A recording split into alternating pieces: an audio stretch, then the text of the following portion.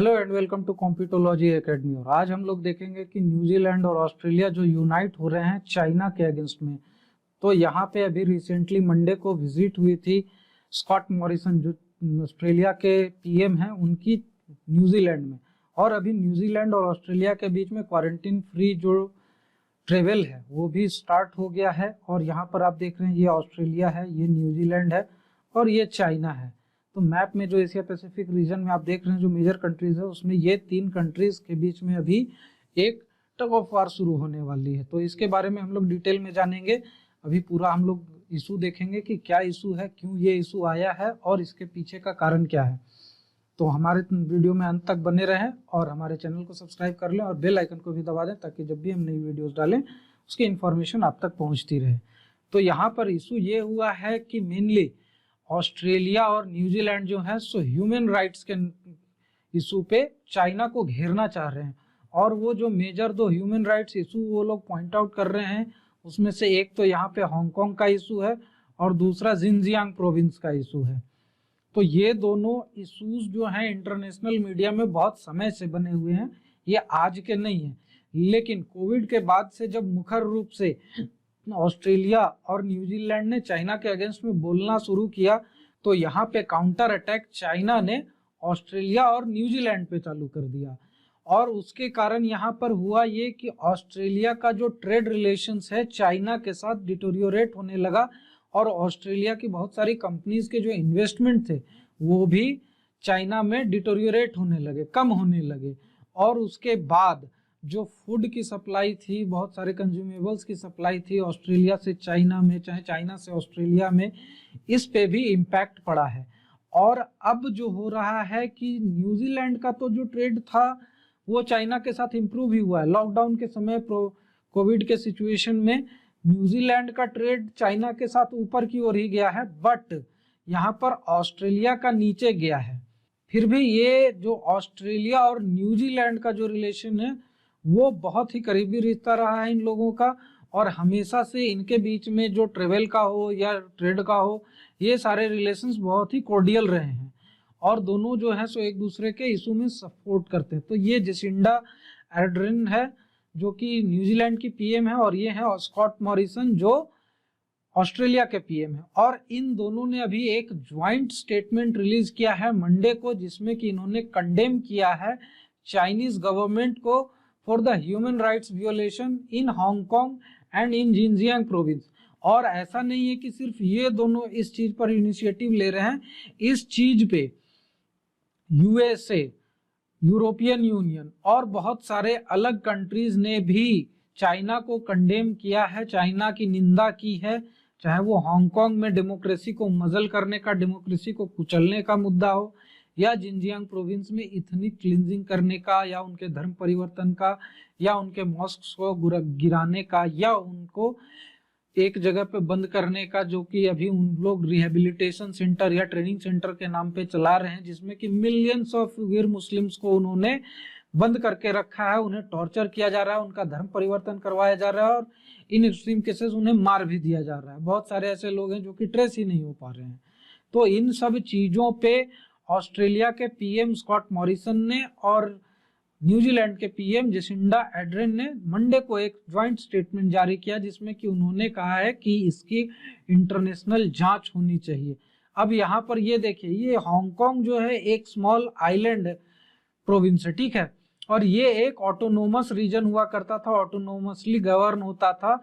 और इस पे जो पहले राज था ब्रिटेन का राज था, ब्रिटेन ने इसे लीज किया था 99 ईयर्स के लिए चाइनीज गवर्नमेंट से, जिसका की मियाद खत्म हुआ 1998 में और उसके बाद इसका पावर ट्रांसफर कर दिया गया चाइनीज गवर्नमेंट को।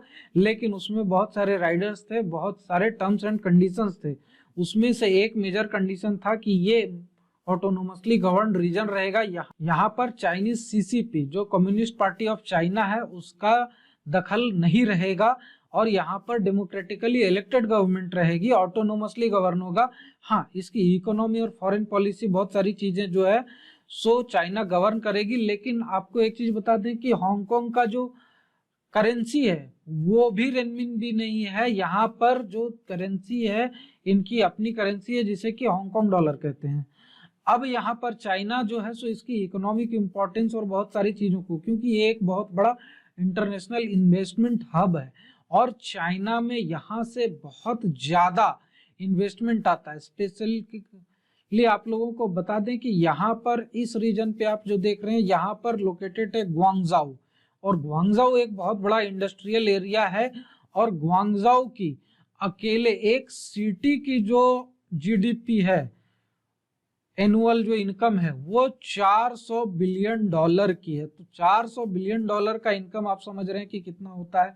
बहुत सारे ऐसे कंट्रीज वर्ल्ड में होंगे जिनकी की जीडीपी 400 बिलियन डॉलर की नहीं होगी, और ये इकलौती एक सिटी की है चाइना में, जो कि एक इंडस्ट्रियल हब है, एक मैन्युफैक्चरिंग हब है।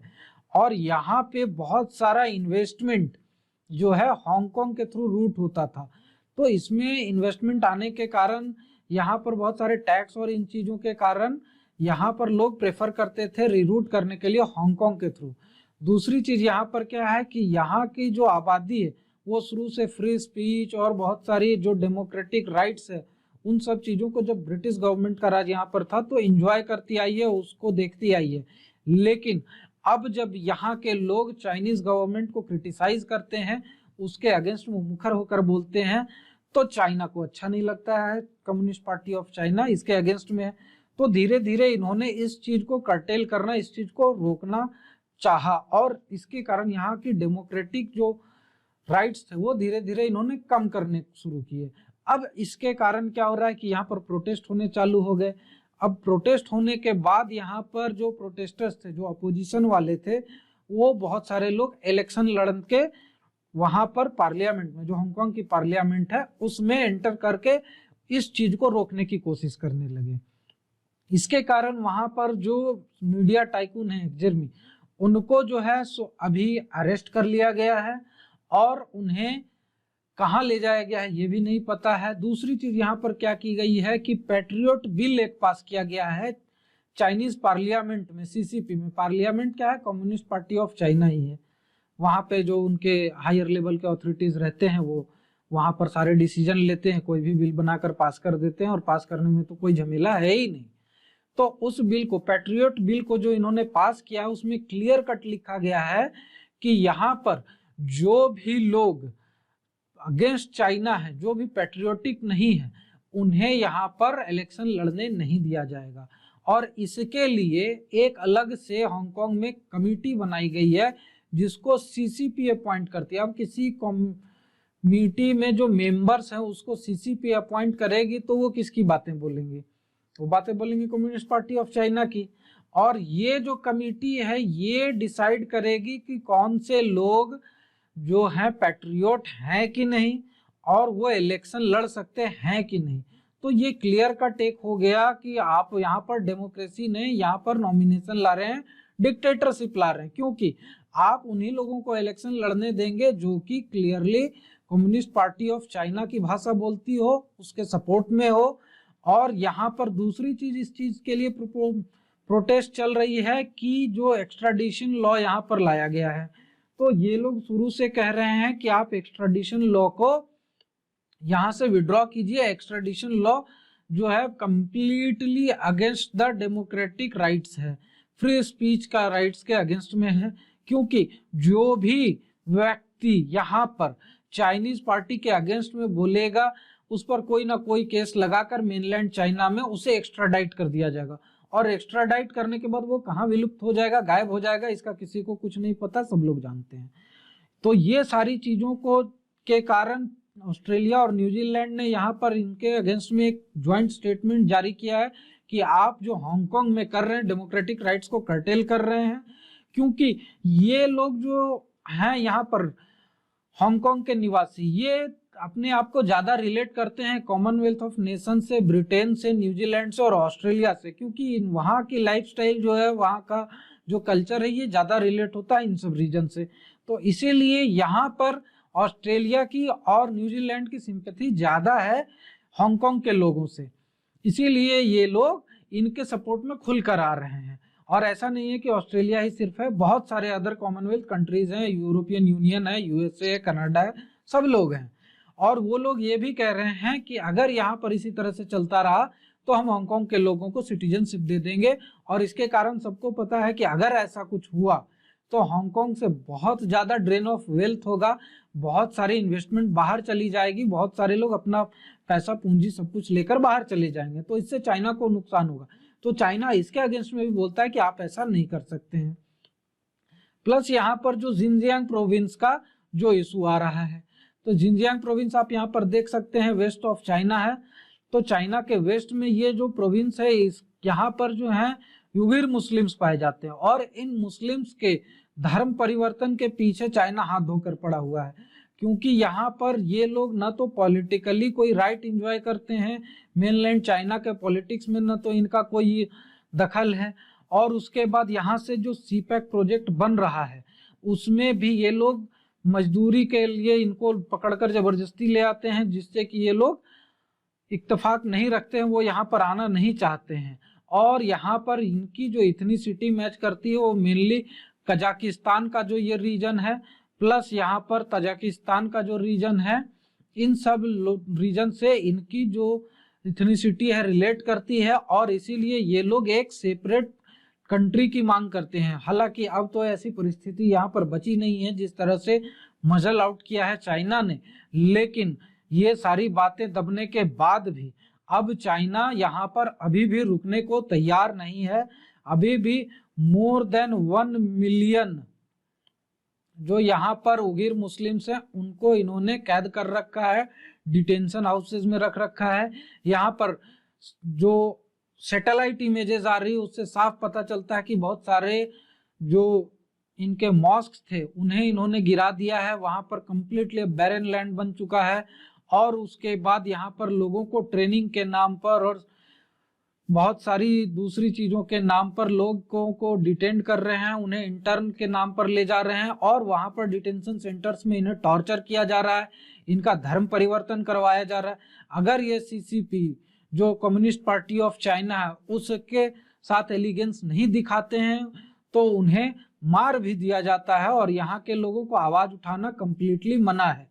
तो इस दोनों चीजों के लिए अभी ऑस्ट्रेलिया और न्यूजीलैंड ने साफ तौर पे कहा है कि आपको यहाँ पर यूनाइटेड नेशंस का विदाउट एनी इंटरफेरेंस आपको विजिट और इन्वेस्टिगेशन ग्रांट करना चाहिए। अगर आप ऐसा कुछ नहीं कर रहे हैं जो कि आप कहते हैं कि यहाँ पर ऐसा कुछ नहीं हो रहा है, ये हमें बदनाम करने की चाल है, अगर ऐसा कुछ नहीं है तो फिर आप यूएन के जो इन्वेस्टिगेटिंग टीम है जो वहां पर रिव्यू करेगी उन्हें आप फ्री विजिट दीजिए, आप उनको अनइंटरप्टेड वहां पर इन्वेस्टिगेशन का जो अथॉरिटी है वो दीजिए, जो बातें हैं खुलकर सामने आ जाएंगी।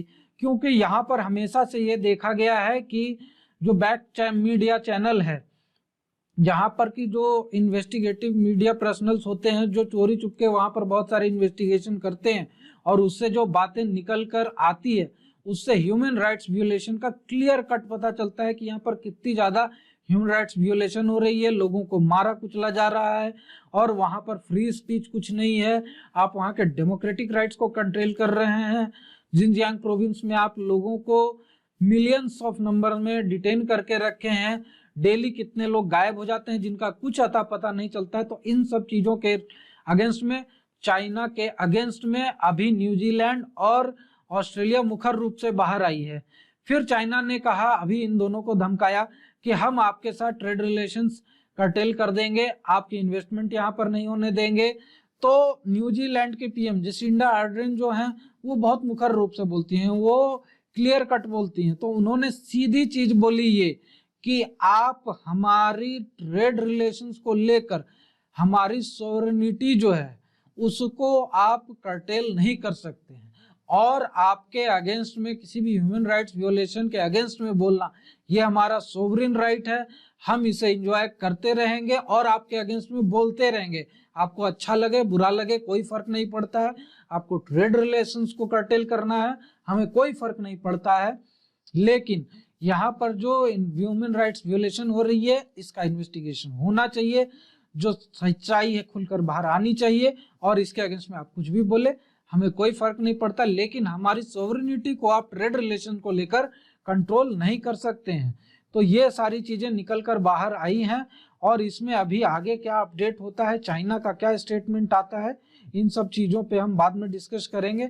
फिलहाल चाइना एक रिसीविंग एंड में है, क्योंकि अभी जैसा हमने देखा यूनाइटेड स्टेट्स ने 90 डेज का टाइमलाइन दिया है अपनी इन्वेस्टिगेटिंग टीम को कि वुहान वायरस निकल कर कहाँ से आया है।